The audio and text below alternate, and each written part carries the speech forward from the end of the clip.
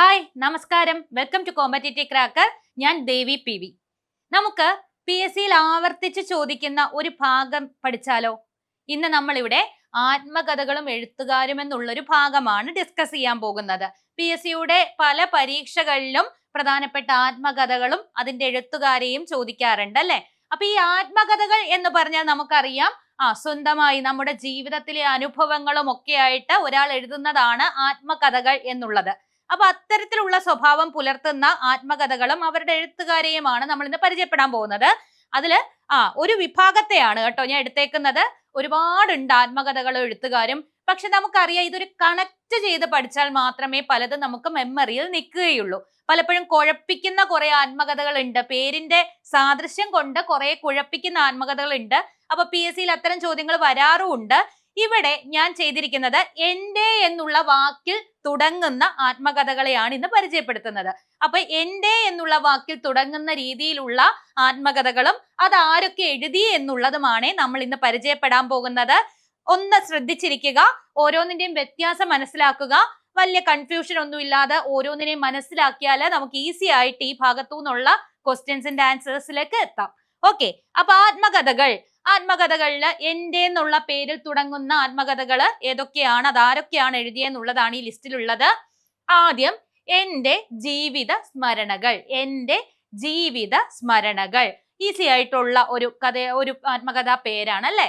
എന്റെ ജീവിതത്തിലെ സ്മരണകൾ എന്ന് പറഞ്ഞാൽ എന്താ? ഓർമ്മകളാണ്, ഒരാളുടെ ഓർമ്മകളാണ് സ്മരണകൾ. അപ്പൊ എന്റെ ജീവിത സ്മരണകൾ എന്നുള്ള പേരിൽ ആത്മകഥ എഴുതിയത് മന്നത്ത് പത്മനാഭൻ. എന്റെ ജീവിത സ്മരണകൾ എന്നുള്ള ആത്മകഥ മന്നത്ത് പത്മനാഭന്റേതാണ്.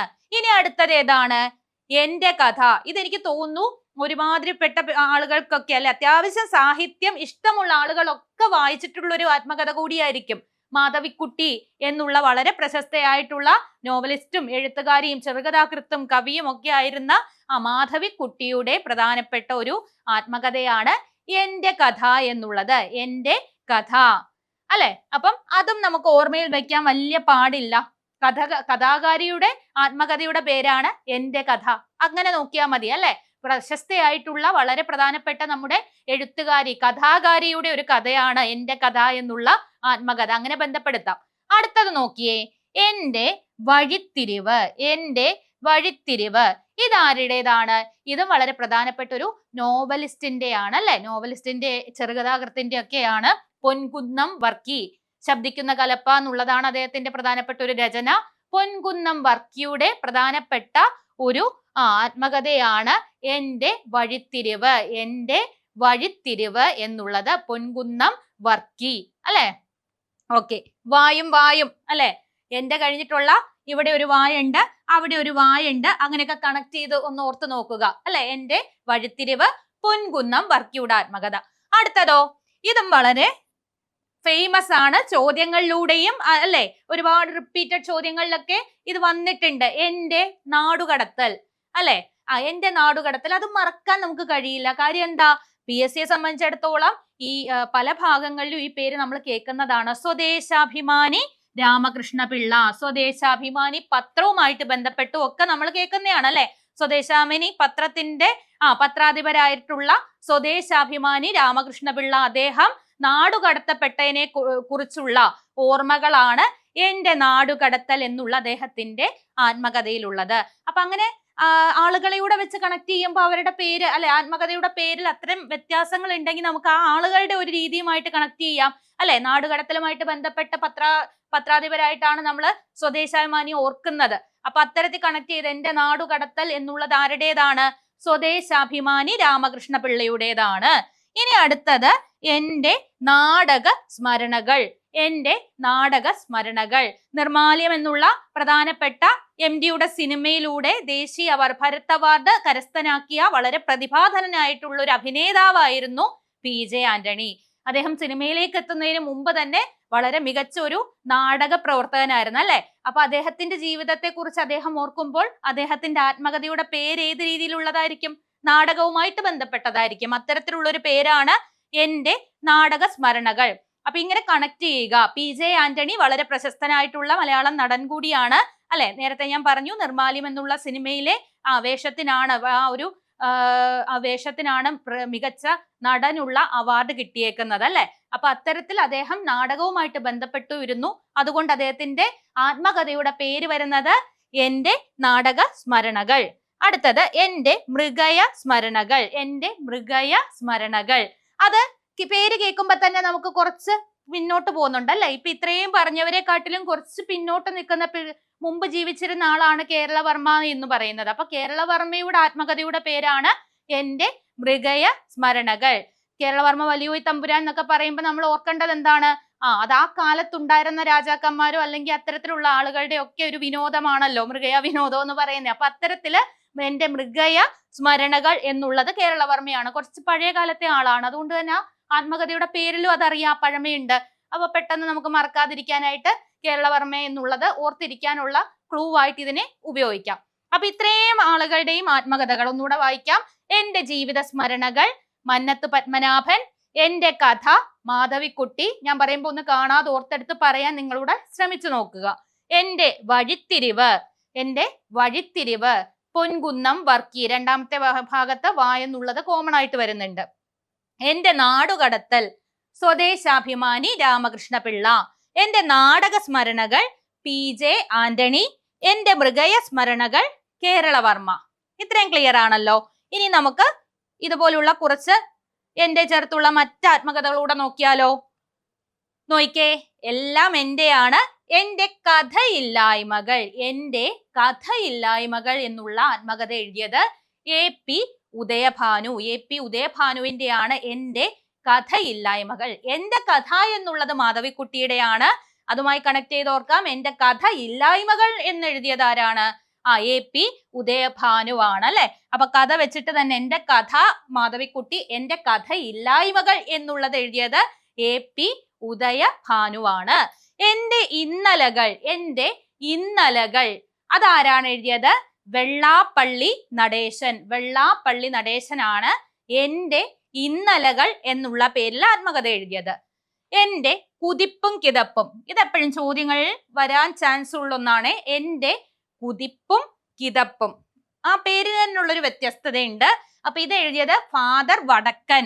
ഫാദർ വടക്കൻ എഴുതിയ ആത്മകഥയാണ് എന്റെ കുതിപ്പും കിതപ്പും. ഓക്കെ, ഒന്നുകൂടെ ഓർത്തു വെച്ചോ. എന്റെ കുതിപ്പും കിതപ്പും എഴുതിയത് ആരാണ്? ഫാദർ വടക്കനാണ്. എന്റെ ജീവിതം അരങ്ങിലും അണിയറയിലും.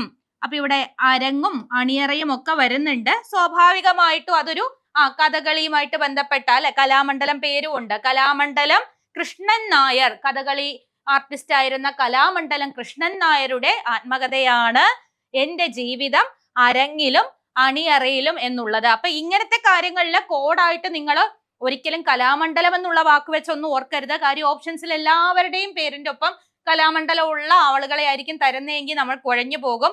അതുകൊണ്ട് പൂർണ്ണമായിട്ട് ഓർത്തിരിക്കാൻ ഓർക്കുക. കലാമണ്ഡലം കൃഷ്ണൻ നായരാണ് എന്റെ ജീവിതം അരങ്ങിലും അണിയറയിലും എന്നുള്ള ആത്മകഥ എഴുതിയത്. അതുപോലെ എന്റെ ബാല്യകാല സ്മരണകൾ.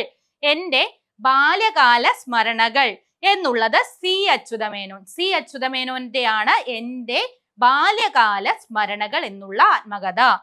ഇനി മറ്റൊന്നുണ്ട്, എന്റെ ജീവിതകഥ. എന്റെ ജീവിതകഥ AKG ആണ്. എന്റെ ജീവിതകഥ AKG ആണ്. അപ്പൊ ഇങ്ങനെ ഓർക്കാം, എന്റെ കഥ എന്നുള്ള ആത്മകഥ ആരാണ്? മാധവിക്കുട്ടിയാണ് അല്ലെ.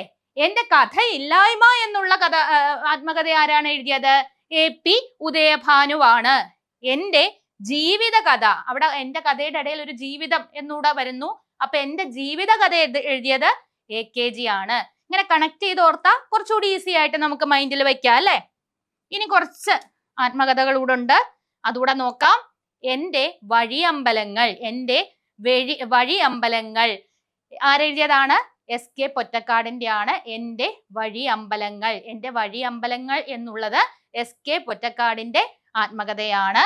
എന്റെ വക്കീൽ ജീവിതം, വളരെ പ്രശസ്തനായിട്ടുള്ള എഴുത്തുകാരനായ കേരള മോപ്പസാങ് എന്നൊക്കെ വിളിക്കുന്ന തകഴിയുടേതാണ് എന്റെ വക്കീൽ ജീവിതം.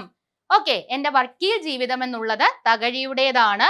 എന്റെ ഹൃദയത്തിലെ ആദിവാസി. എന്റെ ഹൃദയത്തിലെ ആദിവാസി എന്നുള്ളത് K പാനൂരിന്റെ ആത്മകഥയാണ്. ഇനി മറ്റൊന്നുകൂടെ ഉണ്ട്, അത് എന്റെ അല്ല, എന്നിലൂടെ. കുഞ്ഞുണ്ണി മാഷിന്റെ വളരെ പ്രശസ്തമായ ആത്മകഥയാണ് എന്നിലൂടെ എന്നുള്ളത്. അപ്പൊ ഇവിടെ ആരൊക്കെയാണ് നമ്മൾ പഠിച്ചത്? എന്റെ വഴിയമ്പലങ്ങൾ SK പൊറ്റക്കാടിൻ്റെതാണ്. എന്റെ വക്കീൽ ജീവിതം തകഴി ശിവശങ്കര പിള്ളയുടേതാണ്. എന്റെ ഹൃദയത്തിലെ ആദിവാസി K പാനൂരിൻ്റെതാണ് എന്നിലൂടെ എന്നുള്ളത്. അതല്ലേ? എന്റെ എന്നുള്ളത് കഴിഞ്ഞു കഴിഞ്ഞപ്പോ എന്നിലൂടെ എന്നുള്ള വളരെ പ്രധാനപ്പെട്ട ഒരു ആത്മകഥയോടെ ചേർത്തിട്ടുണ്ട് ഞാൻ. കുഞ്ഞുണ്ണി മാഷിന്റെയാണ് എന്നിലൂടെ എന്നുള്ളത്. അപ്പൊ ആത്മകഥ പോലുള്ള ഭാഗങ്ങൾ പഠിക്കുമ്പോൾ പ്രത്യേകിച്ചും അല്ലെ മലയാളവുമായിട്ട് ടച്ച് വിട്ടവരുണ്ടാകും. അപ്പൊ അത്തരത്തിലുള്ളവർക്കൊക്കെ മൊത്തം കൺഫ്യൂഷൻ ആയിരിക്കും ഈ പേരുകളും ആളുകളുടെ പേരും ഒക്കെ തമ്മിൽ. അപ്പൊ നമ്മൾ ചെയ്യേണ്ടത് ഇതിനെ കറക്റ്റ് ഒരു ഓർഡർ തിരിക്കുക. ഇവിടെ എന്റെ എന്ന് തുടങ്ങുന്ന പോലെ തന്നെ നമുക്ക് ഓർഡർ തിരിക്കാവുന്ന മറ്റൊരു വിഭാഗമുണ്ട്, ഓർമ്മ വെച്ച് തുടങ്ങുന്ന അല്ലെ. ഓർമ്മയുടെ അറകളുണ്ട്, ഓർമ്മയുടെ തീരങ്ങളുണ്ട് അല്ലെ. അങ്ങനത്തെ ഓർമ്മ വെച്ച് തുടങ്ങുന്ന എല്ലാം കൂടെ നമുക്ക് ഒരു ഗണമായിട്ട് പഠിക്കാം. എന്റെ വെച്ച് തുടങ്ങുന്ന ഒരു ഗണമായിട്ട് പഠിക്കാം. ആത്മകഥ എന്നുള്ള പേരിൽ തന്നെ ആത്മകഥ രചിച്ചത് ഒരു ഗണമായിട്ട് പഠിക്കാം. അപ്പൊ ഇത്തരത്തിൽ നമ്മൾ ഓരോ രീതിയിൽ തിരിച്ചു പഠിക്കുമ്പോൾ നമുക്ക് അങ്ങനെ കാട് കയറി പഠിച്ച് മെമ്മറി ഇല്ലാതാവുന്ന ഒരു പ്രശ്നം ഉണ്ടാവില്ല. നമുക്ക് കറക്റ്റ് ആയിട്ട് കണക്ട് ചെയ്ത് തന്നെ മുന്നോട്ട് പഠിക്കാൻ പറ്റും. അപ്പൊ ഇപ്പൊ നമ്മൾ എന്റെ ചേർത്തിട്ടുള്ള പ്രധാനപ്പെട്ട ആത്മകഥകളെയൊക്കെ പരിചയപ്പെട്ടു. ഇനി എന്തെങ്കിലും കൂട്ടിച്ചേർക്കാനുണ്ടെങ്കിൽ നിങ്ങൾ ആ കമന്റിലേക്ക് ആഡ് ചെയ്തേക്കാം അല്ലെ. അപ്പൊ നമുക്ക് എല്ലാവർക്കും ബാക്കിയുള്ള ഇനി എന്റെ വെച്ച് തുടങ്ങുന്നുണ്ടെങ്കിൽ എല്ലാവർക്കും അറിയാൻ പറ്റും. അപ്പൊ അത് കമന്റിലേക്ക് ആഡ് ചെയ്യുക. അപ്പൊ ഇതുപോലെ PSC മലയാളം ഭാഗങ്ങൾ വളരെ രസകരമായും കൃത്യമായിട്ടും ഓർമ്മയിൽ നിൽക്കുന്ന വിധം പഠിക്കാനായിട്ട് CCയിൽ ഒരു PSCയുടെ 2027 ഒരു ലോങ് ബാച്ച് സ്റ്റാർട്ട് ചെയ്തിട്ടുണ്ട്. മലയാളം മാത്രമല്ല PSCയുടെ എല്ലാ സബ്ജക്റ്റുകളും കൃത്യമായിട്ടുള്ള മെന്റർഷിപ്പും കൃത്യമായിട്ടുള്ള സ്റ്റഡി മെറ്റീരിയലും മോക്ക് എക്സാംസും PYQസും ഒക്കെ ആയിട്ട് കൃത്യമായിട്ട് പഠിച്ച് മുന്നോട്ട് പോയാൽ PSCയിലെ ഒരു സർക്കാർ ജോലി എന്നുള്ള നിങ്ങളുടെ സ്വപ്നം പെട്ടെന്ന് തന്നെ സഫലമാക്കാൻ പറ്റും അല്ലെ. അപ്പൊ നമുക്ക് ഒരുമിച്ച് CCയോടൊപ്പം ചേർന്നിട്ട് PSC എന്നുള്ള ലക്ഷ്യത്തിലേക്ക് എത്താം. അതിനായിട്ട് ഈ കോഴ്സിലേക്ക് ജോയിൻ ചെയ്യാനായിട്ട് നിങ്ങൾ ഈ സ്ക്രീനിൽ കാണുന്ന നമ്പറിൽ കോണ്ടാക്ട് ചെയ്താൽ മതി.